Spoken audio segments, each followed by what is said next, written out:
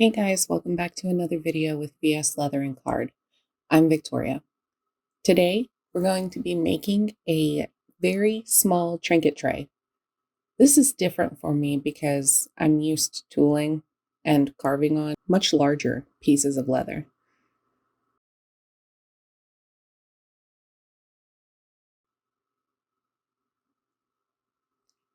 I've just gone for a simple rose and a honeybee, and later we'll do some stamping.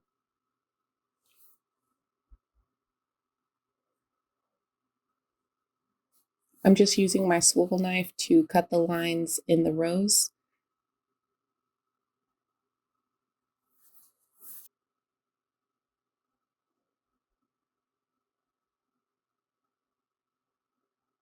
I got this swivel knife from Tandy a long time ago, and it's still working perfectly, so I'm happy with it.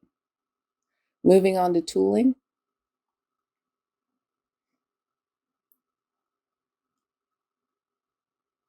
I'm actually using a lifter here to bevel these petals, and I know you shouldn't keep turning your work because it slows you down, but I do not want to get lost in these petals. I don't want to forget which one's over and which one's under, so I'm trying to complete each petal before I move on.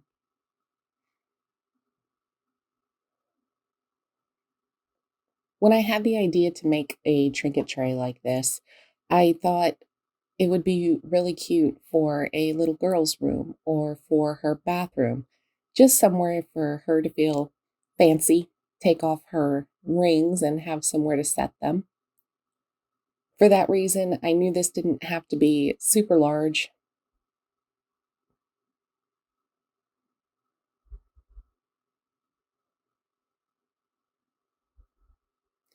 All of the tools and products you see in this video are going to be linked below. So if you need anything, that's where you can find it.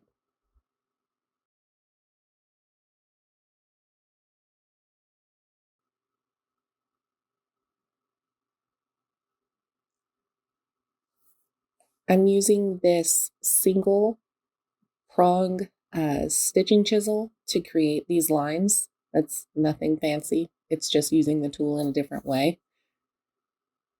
I wanted to use this tiny lifter just around the head of the bumblebee in order to just have it stand up a little bit more off the leather. And then this honeycomb stamp is from Tandy. I will try to find it and link it below as well. And our tooling is done.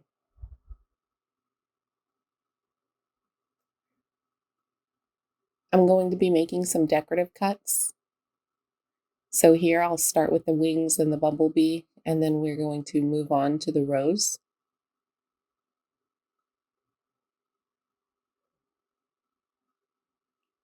I have an even smaller detail knife on its way right now, and I am so excited.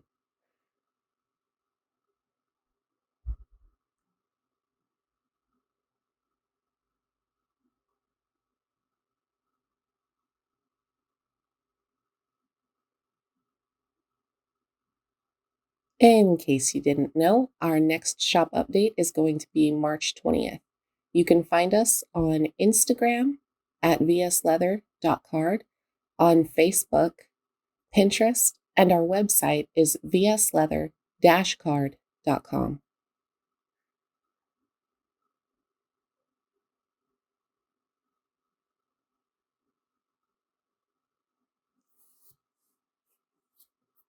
I'm just going to create movement in all of the detail cuts or decorative cuts that I make. I'm going a little overboard with this rose, but that's because it takes up a large part of this trinket tray. I'm just cutting in some lines on the leaves, and then we'll be moving on.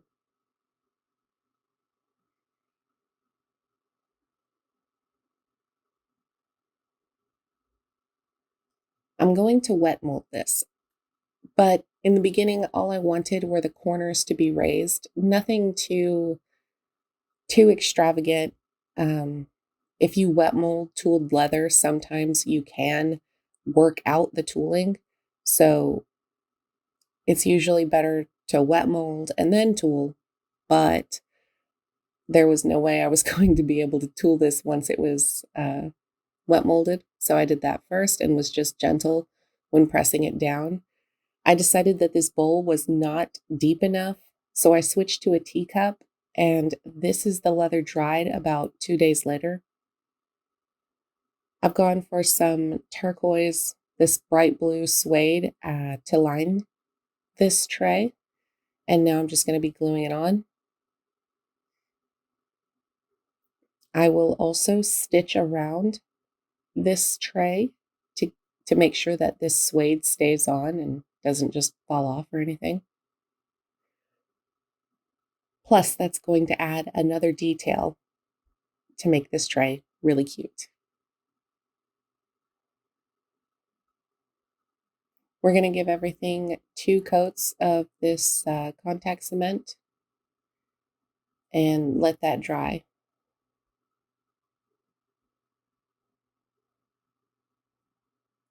I got a little too excited in this project and could not wait to see that liner on the back. So I end up gluing all of this and then doing my dyeing or coloring rather. You should really try to get that coloring done and your antiquing done before something like suede goes on the back. Because I didn't, though, I'm going to have to be extra careful to not get any of that antique or any of that coloring on this bright blue suede.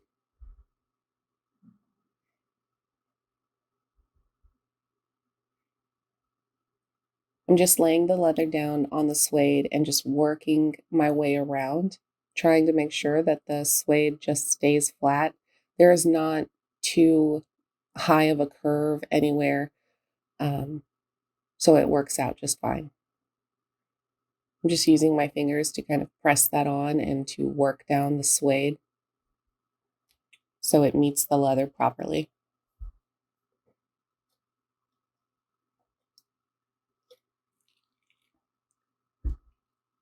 I'm going to be using this X-Acto knife to just trim off the excess suede.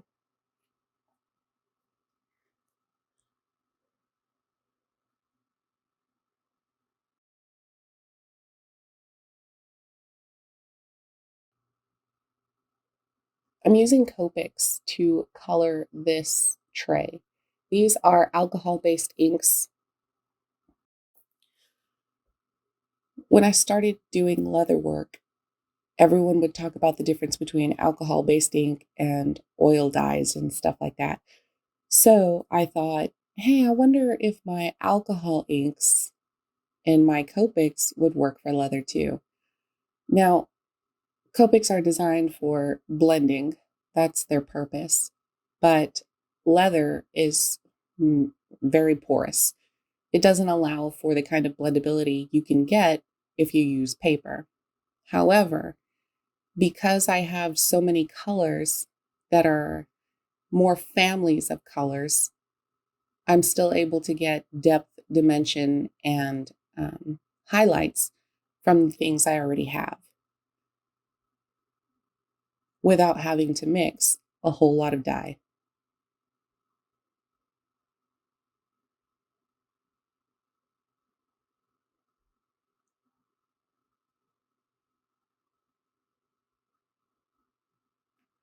You're going to see later on in this video that the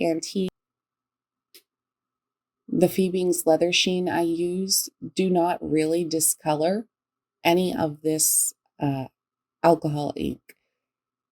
My yellow does get a little bit lost, but yellow is close enough to leather color, so I kind of expected that.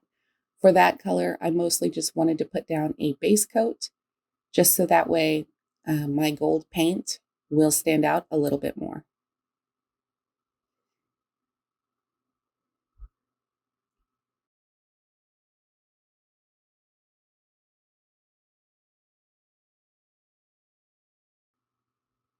For the head of the bumblebee, you can't tell it in this video, but I'm not using black. It's a charcoal gray, just so it's softer than a black.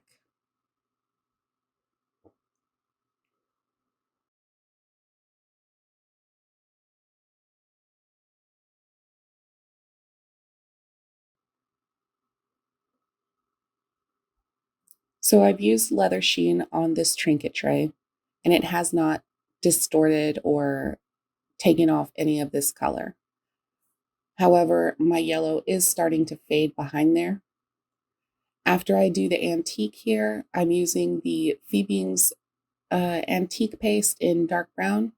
After I do this, I am going to, like I said, paint uh, paint that bumblebee with a gold paint just to help it stand out a little bit more.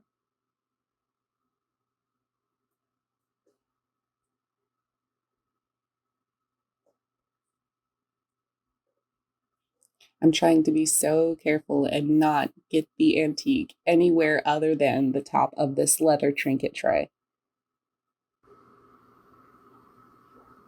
Because I'm not trying to get any color out of this antique paste, I pretty much will just put it on and then wipe it off as soon as it takes me to get a paper towel off of the roll.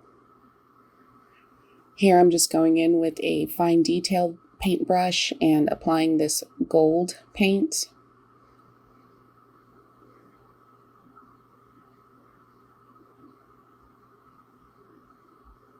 My antique is still a little bit wet in this shot. I find that it's just going to give me something, or it's just going to give my paint something to hold on to a little better.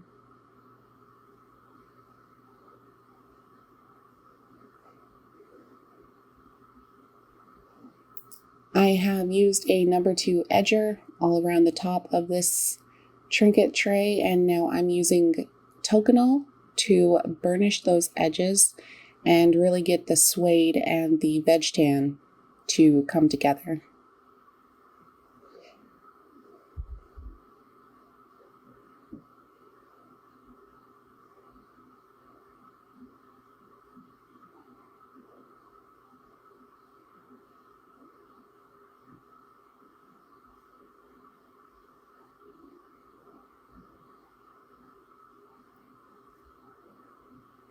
Now I'm going to be using this roller tool that I got from Tandy and some Phoebe's Edge Coat in brown to just go around those edges, clean them up, and make them look a little prettier.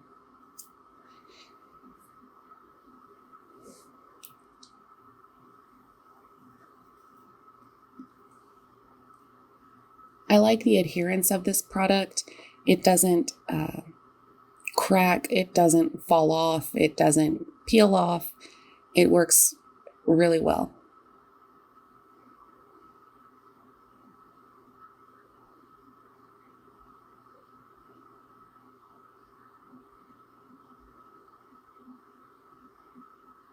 And we're done. Thank you guys so much. We'll see you in the next one. Bye.